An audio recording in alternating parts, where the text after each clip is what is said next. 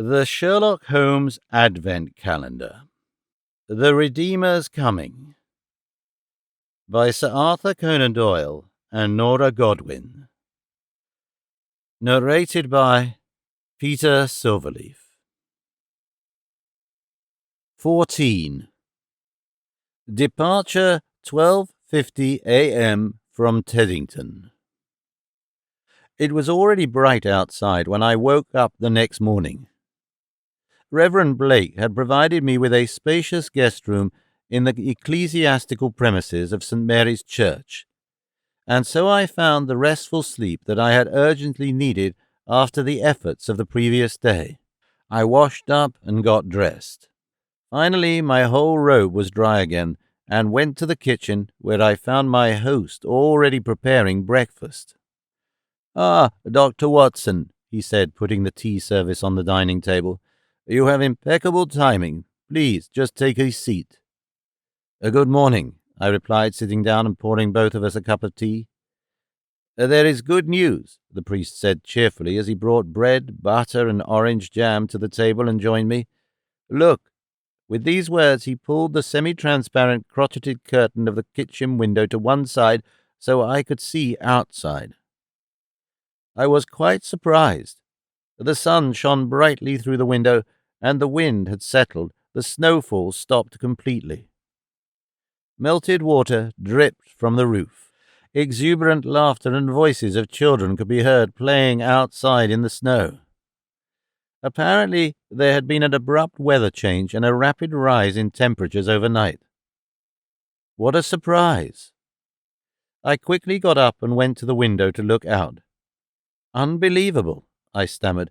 "That's a miracle," the Reverend interrupted me with a contented smile.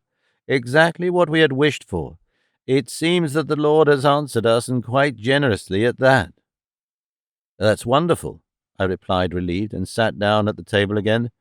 "I am going back to Twickenham right after breakfast. Even in good weather it will still be a longer walk." "But no," the priest immediately interrupted. "That won't be necessary.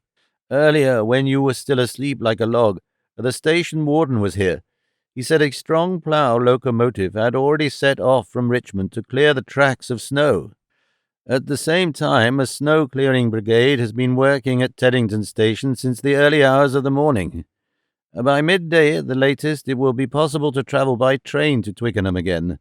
This is safer, more convenient, and faster. I wanted to agree when my animal companion came to mind." "But what about Harry?" I asked. The Reverend frowned and said, "Harry? Who is that?" "My mule," I explained. "I can't leave him here." The Reverend laughed. "No problem," he replied.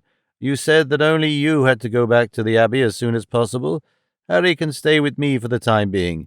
If the weather situation stabilizes, I will bring him back to the monastery in person in the next few days. On this occasion, I can also visit Brother Francis. We haven't spoken in a while." I gladly accepted the friendly offer because, in fact, time was running out. The onset of thaw not only facilitated my path to the Redeemer's Abbey, but also the announced papal delegate would now move faster and soon appear in the monastery. Holmes was certainly waiting impatiently for my return.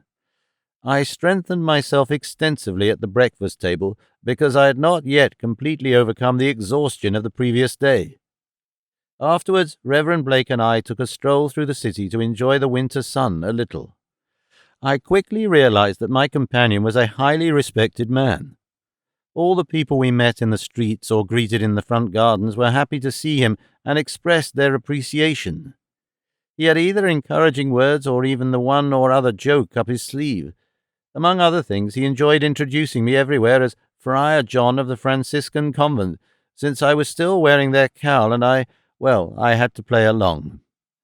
He patted children's heads, stroked dogs, and coped well with everyone, be it a citizen or a worker, a man or a woman, old or young. His demeanor was so much different from the friars in the convent, which gave a more depressing impression. Shortly before noon, Reverend Blake took me to the city's small train station. We said goodbye to each other, and I got on the train that would take me to Twickenham within 30 minutes. "I hope you will convict the perpetrator," my new friend shouted while standing on the platform as the wagons began to roll, and I waved out of the open window, "and I pray that Maria is still alive." The train picked up speed, and we quickly left Teddington. At a slightly reduced speed compared to normal operation, but still considerably fast speed, we meandered on the cleared route through the piled-up snow mountains to the left and right of it. In contrast to the way out, I was now able to actually enjoy the picturesque winter landscape in peace. And for the first time since we left London, a little Christmas spirit flared up inside me again. With hardly any noticeable delay, we reached the station of Twickenham after only 35 minutes. Full of energy, I jumped out of the train and made my way to the hill on the outskirts of the village, on which the abbey was built in past times, towering over the landscape like a fortress.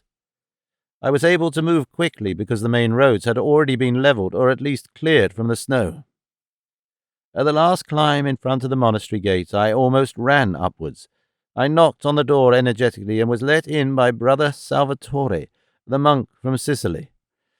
"Benvenuto, frate Giovanni," he said with a friendly smile. I answered the greeting, but not in Italian, and immediately went in to search for Holmes. Admittedly, it was not a particular difficulty to find my friend, as he was still in the dining room, even though the lunch had to have been over for more than an hour. He was alone, sitting with his back to the entrance and scrolling through the thick monastery chronicle that I had seen in the library before. While I was still thinking about what sentence I should surprise Holmes with, he noticed me.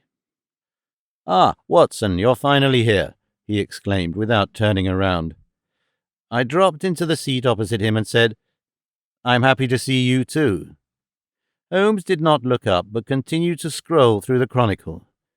"Did you know," he began to say abruptly, "that this abbey was fiercely contested in the course of the Glorious Revolution? Apparently this overthrow was not quite as bloodless as our historians like to make us think. During this time it seems that secret passages and hidden escape areas have been created here in order to be able to retreat and hide in the event of an enemy conquest. After all, the Catholics aligned with King Jacob were enemies." "Very interesting," I replied, "and I am reluctant to stop you from doing your painstaking research on history, but if I am not absolutely mistaken, then there was a case that we had to solve before we left. You did not solve the case in the meantime, did you?" "No, not at all, my dear friend," Holmes confirmed as he folded the thick volume and pushed it aside. "What news do you bring from Teddington?" Since I did not want to repeat the story again, I asked about Lestrade at first. "Where is the inspector?" "Oh, he is busy at the moment," Holmes replied. "He is helping the friars shovel snow in the courtyard. I thought this supportive cooperation was appropriate, and, well, a little physical training in the fresh air would not harm Lestrade. But do tell me, Watson, what did you find?" I felt like I was bursting with knowledge, but I didn't really know where to start. Holmes noticed my hesitation and looked at me sharply. "Go on, tell me. I've been waiting for over 30 hours, he said, "and I think we should leave it at that." I quickly sorted out my thoughts and began sharing what I had learned. "First of all, you will be pleased to hear that your suggestion about Simon Taylor's stay on a German merchant ship was entirely correct." "I don't think that there was ever the slightest doubt about that," Holmes interjected, but I ignored his remark. "In the Anglican St. Mary Church in Teddington," I continued, "I met the priest in charge, Reverend Thomas Blake, who has been the local priest for decades. Simon Taylor, or rather his family, was well known, and Reverend Blake knew a lot about their past. He came from poverty. The father left when the boy was a toddler. Some time later, the mother bore another daughter, Maria, with no father named." "A virgin birth," joked Holmes. "How Christmassy." Once again I ignored the remark and picked up the thread again. "When Simon was 16 years old," I continued, "the mother died unexpectedly. The two youngsters became orphans almost overnight. With only a small farm, their social and financial situation became extremely precarious, which is why Simon decided to hire on a merchant ship. When he returned after 2 years, however, his sister had disappeared, and soon after Simon left again. This is the information I could gather from the priest, who also expressed the suspicion that Simon's eventual entry to the convent was his response to the ongoing family and life tragedies. Very good, Watson, Holmes attested. Finally, solid background knowledge and a good basis for our investigation. Am I also right to assume that the portrait from the Bible shows Brother Emmanuel's lost sister? Quite right, I confirmed. The picture shows Maria Taylor. But that's not all I found out. With the support of the Reverend, who was extremely helpful, I was also able to inspect the abandoned house of the Taylor family, and there I finally found it, hidden under a mattress, Simon's diary. Simon describes his thoughts, experiences, and plans, I explained, from the time he returned to England to entering the convent just before he became Brother Emmanuel. After some time of dejection, he went in search of his sister, by the way, with quite thought-out investigative methods, including, for example, his drawing of the most accurate portrait because he had to go ask many people where Maria had last been seen. Although no one in Teddington could tell him where his sister had gone or perhaps been taken to, he eventually found a wandering blade sharpener who credibly claimed to have seen her in the course of his work elsewhere. The last entry in Simon's diary contains the bold intention to go to this very place. "And where is this place?" asked Holmes. "It's here," I replied. "It's the Redeemer's Abbey at Twickenham," he said.